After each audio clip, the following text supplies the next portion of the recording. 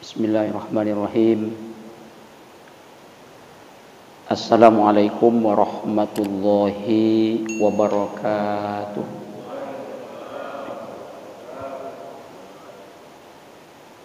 Alhamdulillah, wassalatu wassalamu ala rasulillah.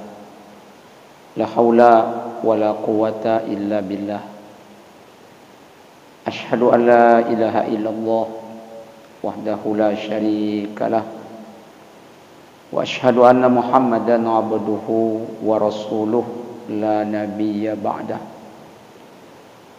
Qala Allah Ta'ala fil Qur'anil Karim, a'udzu billahi minasy syaithanir rajim. Ya ayyuhan nasu ubudu rabbakumul ladzi khalaqakum wal ladzina min qablikum la'allakum tattaqun. Kaum muslimin, kaum muslimat rahimakumullah. Mari kita bersyukur kepada Allah Ta'ala. Kita ucapkan alhamdulillahi rabbil alamin, karena sampai saat ini terus menerus tak pernah putus Allah Ta'ala memberikan banyak nikmat buat kita.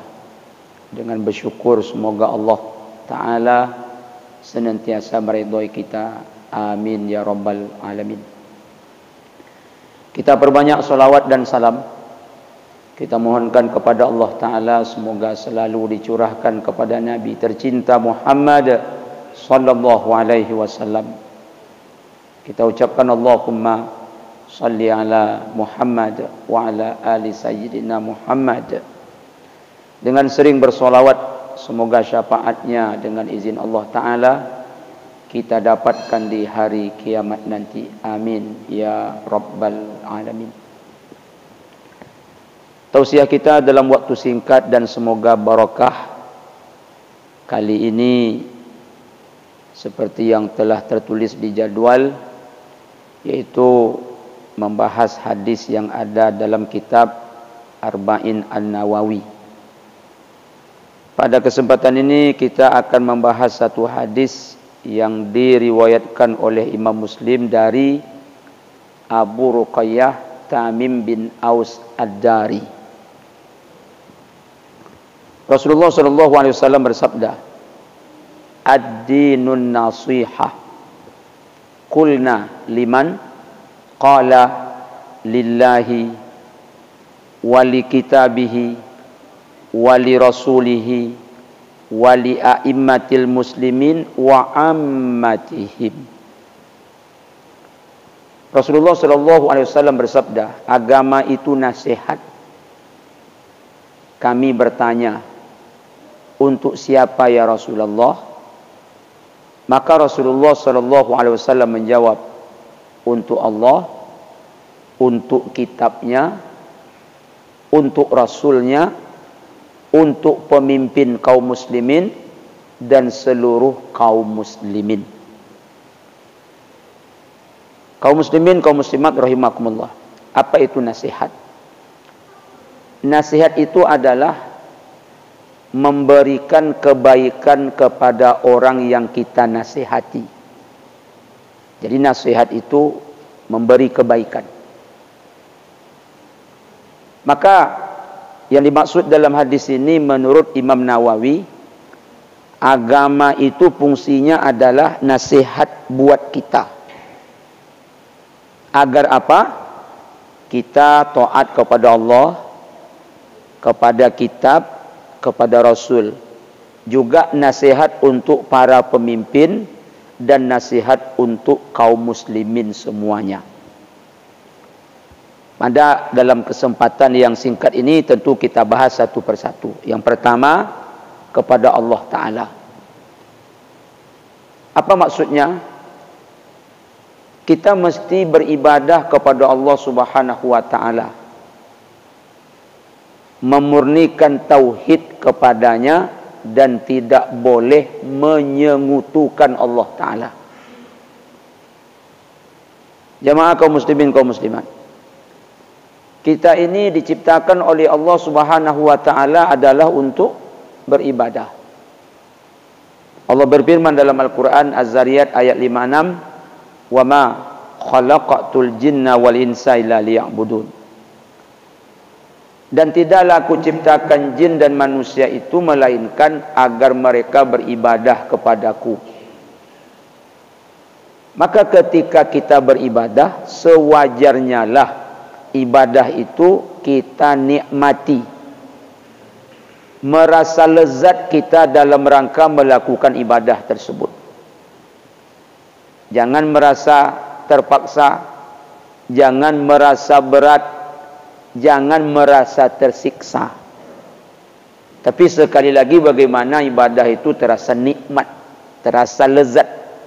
Artinya kalau salat nikmat, duduk di majlis ilmu seperti ini nikmat, baca Quran, berzikir nikmat. Dalam Al-Quran surah Al-Mu'minun ayat 115 Allah berfirman, "Afahasibatum annama khalaqnakum abasa?" Apakah kamu mengira bahwa kami menciptakan kamu bermain-main? Jemaah, Allah Ta'ala ciptakan kita tak main-main, serius. Ada misi besar, ada visi besar, yaitu mentauhidkan Allah, beribadah kepada Allah. Allah ciptakan kita bukan main-main dan bukan untuk bermain-main. Tapi kadang-kadang jemaah dalam hidup ini ada orang yang terbalik.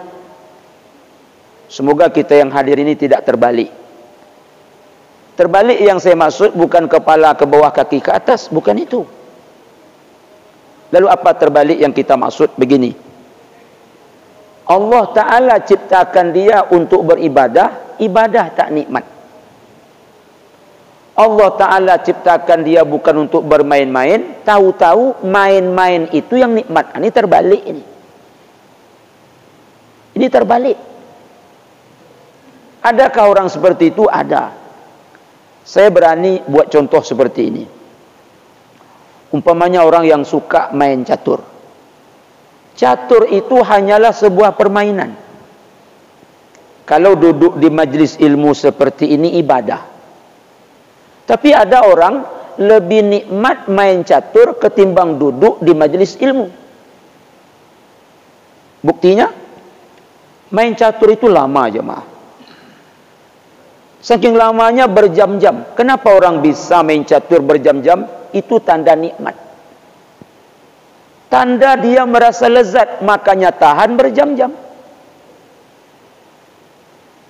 Saya tak pernah menengok orang main catur sambil ngantuk, apalagi sambil tidur. Tak ada. Kemana mata sang pemain catur tertuju ke meja catur, walaupun berjam-jam. Ngantuk tak ada, apalagi tidur. Itu tanda dia menikmati.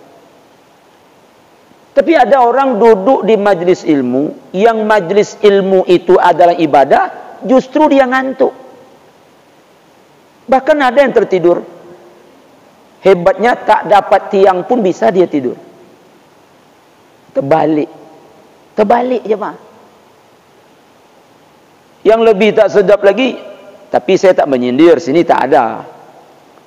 Kadang-kadang pas kita tengok dia nguap je Pak. Lama pula, besar pula buka mulutnya.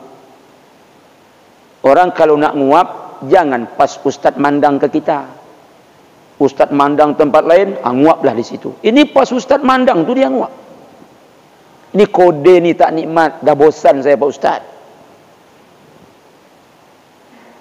Jemaah, saya tak pernah menengok orang main catur sambil balas WA atau sambil baca WA. Apalagi main game. Bahkan nelpon pun orang tak diangkatnya. Begitulah nikmatnya ketika orang main catur. Tapi saya sering menengok selaku penceramah, jemaah tu ketika duduk di majlis ilmu dia pegang HP. Mencatat dah Pak Ustaz? Kalau mencatat tak apalah. Ini dia pegang HP sambil ketawa. Berarti balas WA atau baca WA. Kok bisa seperti itu? Ini terbalik. Kaum muslimin, ketika kita melihat orang main catur umpamanya, kita tak pernah lihat orang main catur tengok kanan, tengok kiri, apalagi tengok belakang. Tak ada jemaah. Kemana mata sang pemain catur? Ke meja catur. Tapi ada orang duduk majlis ilmu, tak peduli kayaknya, tak ke mana-mana menengoknya. Yang tak lebih sedap lagi, pas kita tengok dia tengok jam jemaah. Orang kalau nak tengok jam, tengoklah. Tapi jangan pas ustaz tengok kita tengok jam. Ustaz tengok lain, cepat tengok jam. Intinya apa? Ada orang terbalik. Allah ciptakan dia untuk beribadah, ibadah tak nikmat. Orang Allah ciptakan dia bukan untuk bermain-main, justru main-main itu yang nikmat. Kaum muslimin, kaum muslimat. Ada orang bangun malam nonton Liga Champion nikmat, tapi bangun malam untuk tahajud tak nikmat. Dia spesial bangun malam Rabu, malam Kamis nonton Liga Champion. Selain malam Rabu, malam Kamis tak pernah bangun. Kok bisa seperti ini? Ini aneh. Maka semoga saya dan kita semua tak termasuk orang-orang terbalik seperti ini.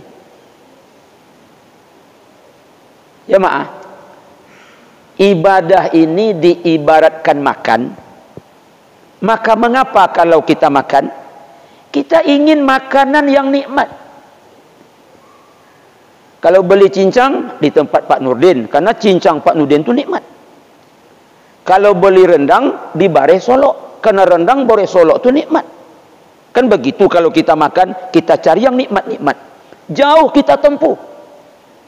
Padahal senikmat-nikmatnya makan sebentar, masuk ke mulut, kunyah, telan sampai kerongkongan selesai.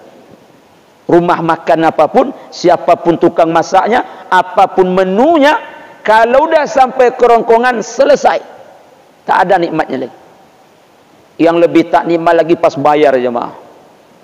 Kenapa? Mahal ternyata. Oh, lebih tak nikmat lagi. Tadi masuk dompet gemuk, pulang dompet kurus. Itu sambil pulang kesal hati. Kalau tahu mahal macam ini tak makan di sini. Lebih tak nikmat lagi. Dan orang kalau makan nikmat dia nambah-nambah jemaah. Kita pernah makan nikmat kan jemaah, masih ada 3 suap dalam piring, kita dah minta tambah. Kenapa cepat minta tambah? Kan masih ada 3 suap, takut nanti suap gantung jemaah. Kalau tak salah suap gantung namanya itu. Apa itu suap gantung? Nasi habis, tambuh belum datang. Iya kan? Maka ternyata dah habis, tambuh belum datang, tergantung suap kita. Maka apa kita bilang? Dah, tambuh dah, barah, ampek dah. Kenapa banyak minta tambuh? Karena makan nikmat. Tapi kalau makan tak nikmat, usahakan nak nambah. Yang dalam piring tu saja susah kita nak ngabiskannya. Ibadah gitu juga. Orang kalau nikmat beribadah 17 rakaat sehari semalam tak cukup. Kita kan solat ni 17 rakaat sehari semalam. Kalau nikmat tak cukup, makanya orang nambah ba'diyah, qabliyah. Tak cukup juga nambah lagi duha. Tak cukup juga nambah lagi tahajud. Beda kalau orang ibadah tak merasa nikmat. Usahakan nak nambah sunat qabliyah ba'diyah yang 17 rakaat saja muak dia. Muak dia. Maka nasihat agama itu ke kita agar kita taat ke Allah. Beribadah bukan sekedar tapi merasa nikmat. Jemaah, kita tambah sikit lagi. Lalu bagaimana supaya ibadah ini terasa nikmat? Mestilah kita bersungguh-sungguh. Wallazina jahadu fina lanahdiyanahum subulana. Al-Ankabut 69. Orang yang berjihad mencari ridha kami, benar-benar akan kami tunjukkan kepada mereka jalan-jalan kami. Apa makna jihad di sini? Berilmu dan mengamalkan ilmu. Juga yang dimaksud dengan jihad di situ adalah Rasul, para sahabat dan pengikutnya. Begitu dalam tafsir Ibnu Katsir. Jadi ketika kita beribadah, itu jalan untuk mencapai ridha Allah. Supaya sampai kepada keridhaan Allah, berawal dari bersungguh-sungguh. Takkan sampai kepada keridhaan Allah kalau kita sembarangan saja beribadah, sambil-sambilan. Tak bisa. Ibadah mesti bersungguh-sungguh sepenuh hati. Tak bisa separuh, apalagi seperempat. Tak bisa sambil-sambil. Kalau makan bisa sambil jemaah. Kalau tidur bisa sambil. Bekerja pun bisa sambil. Ibadah jangan disambil-sambil. Kadang-kadang orang terbalik lagi. Kalau makan serius, bekerja serius, giliran ibadah tak serius. Jemaah, kita kalau sungguh-sungguh beribadah, lelah kita, betul. Kita kalau bersungguh-sungguh beribadah, capek kita, saya setuju. Tapi secapek apapun, selelah apapun, bertahanlah. Untung-untung bersenang-senang nanti di akhirat. Takkan lama kita berlelah-lelah di dunia ni. Kan kita mati juga nanti. Untung-untung nanti bersenang di akhirat. Tapi kalau nak santai-santai di sini, tak mau bersungguh-sungguh beribadah, tak ingin lelah, awak takut nanti berlelah-lelah di akhirat. Pilih. Nak lelah sekejap di sini, atau nak lelah berlama-lama di sana? Pilih. Nak bersenang-senang di sini, atau nak azab-azab di sana? Pilih kaum muslimin. Jadi di dunia ni kita tak bisa santai. Kerana ada orang bilang, santai sajalah. Mana bisa santai? Fastabiqul khairat, kata Allah, berlomba-lomba. Wasari'u ila maghfiratin min rabbikum, bersegera. Falyatanafasil mutanafisun, fa iza faragta fansab wa ila rabbika farghab. Selesai yang satu, lakukan yang lain. Tak bisa santai. Kalau santai nanti ketinggalan kita. Orang dah masuk neraka, maaf, orang dah masuk surga, kita neraka juga li. Kok lambat masuk? Kena santai dulu ketika di dunia.